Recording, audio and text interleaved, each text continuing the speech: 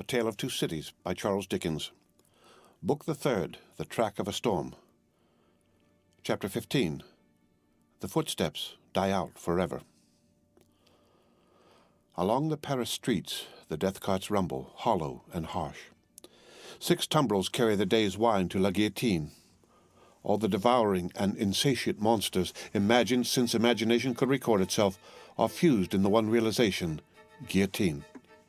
And yet there is not in France, with its rich variety of soil and climate, a blade, a leaf, a root, a sprig, a peppercorn, which will grow to maturity under conditions more certain than those that have produced this horror. Crush humanity out of shape once more under similar hammers, and it will twist itself into the same tortured forms. Sow the same seed of rapacious license and oppression over again, and it will surely yield the same fruit according to its kind. 6 tumbrils roll along the streets. Change these back again to what they were, thou powerful enchanter. Time and they shall be seen to be the carriages of absolute monarchs, the equipages of feudal nobles, the toilettes of flaring Jezebels, the churches that are not my father's house, but dens of thieves, the huts of millions of starving peasants. No, the great magician, who majestically works out the appointed order of the Creator, never reverses his transformations. If thou be changed into this shape by the will of God, say the seers to the enchanted, in the wise Arabian stories, then remain so. But if thou wear this form through mere passing conjuration, then resume thy former aspect. Changeless and hopeless, the tumbrils roll along. As the somber wheels of the 6 carts go round, they seem to plough up a long, crooked furrow among the populace in the streets. Ridges of faces are thrown to this side and to that, and the ploughs go steadily onward. So used are the regular inhabitants of the houses to the spectacle, that in many windows there are no people, and in some the occupation of the hands is not so much as suspended while the eyes survey the faces in the tumbrils. Here and there the inmate has visitors to see the sight. Then he points his finger with something of the complacency of a curator or authorized expert to this cart and to this, and seems to tell who sat here yesterday and who there the day before.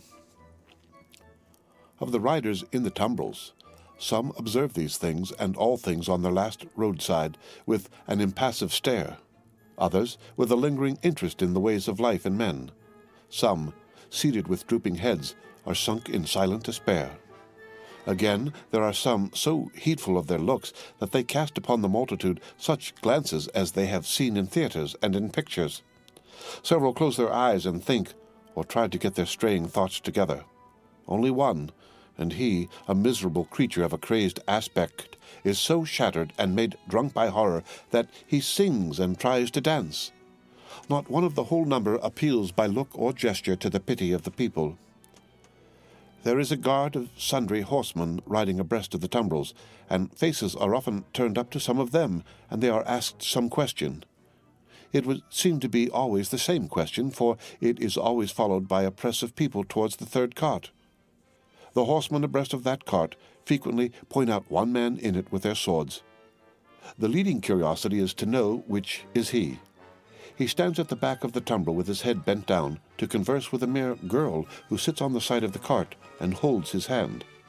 He has no curiosity or care for the scene about him, and always speaks to the girl. Here and there in the long street of St. Honore cries are raised against him. If they move him at all, it is only to a quiet smile, as he shakes his hair a little more loosely about his face. He cannot easily touch his face, his arms being bound. On the steps of a church, awaiting the coming up of the tumbrils, stands the spy and prison sheep. He looks into the first of them. Not there. He looks into the second.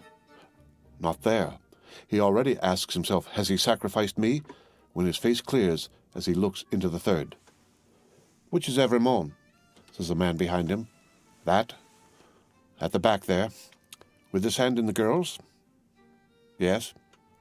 The man cries, Down, Evremond! To the guillotine, all aristocrats! Down, Evremond! Hush, hush, the spy entreats him timidly. And why not, citizen? He is going to pay the forfeit. It will be paid in 5 minutes more. Let him be at peace.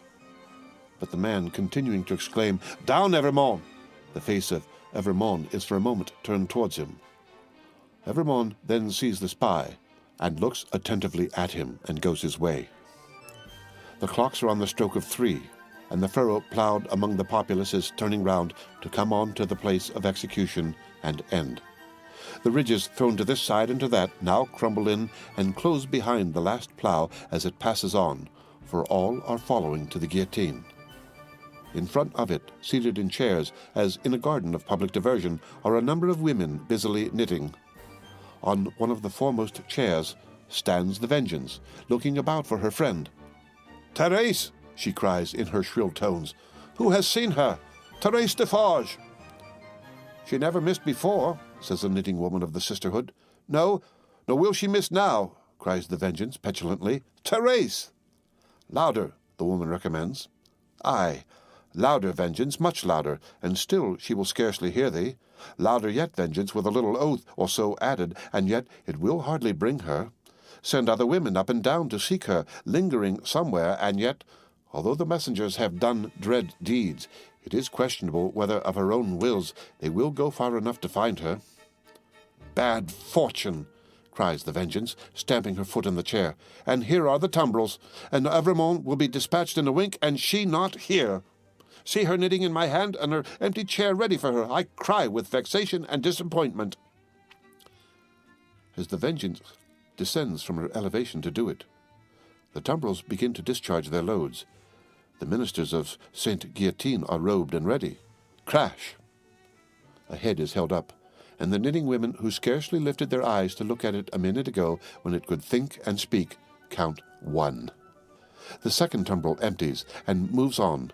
The third comes up. Crash! And the knitting women, never faltering or pausing in their work, count 2. The supposed Evrémonde descends, and the seamstress is lifted out next after him. He has not relinquished her patient hand in getting out, but still holds it as he promised.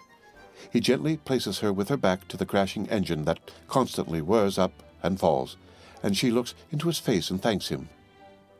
"But for you, dear stranger, I should not be so composed, for I am naturally a poor little thing, faint of heart, nor should I have been able to raise my thoughts to him who was put to death, that we might have hope and comfort here today.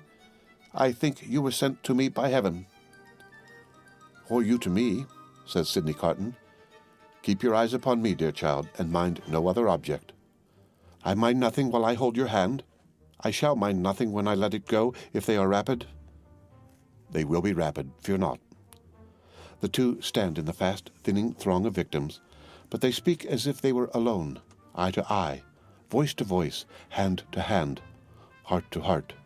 These two children of the Universal Mother, else so wide apart and differing, have come together on the dark highway to repair home together and to rest in her bosom.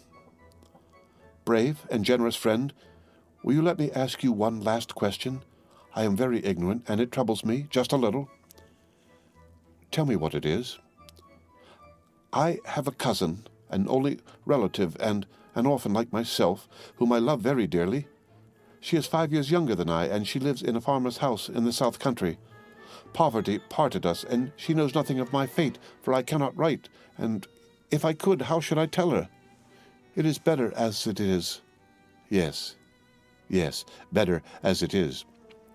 What I have been thinking as we came along, and what I am still thinking now as I look into your kind, strong face, which gives me so much support, is this. If the Republic really does good to the poor, and they come to be less hungry, and in all ways to suffer less, she may live a long time, she may even live to be old. What then, my gentle sister?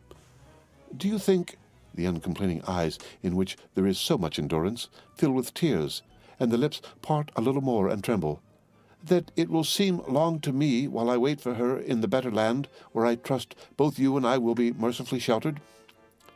"It cannot be, my child. There is no time there, and no trouble there." "You comfort me so much. I am so ignorant.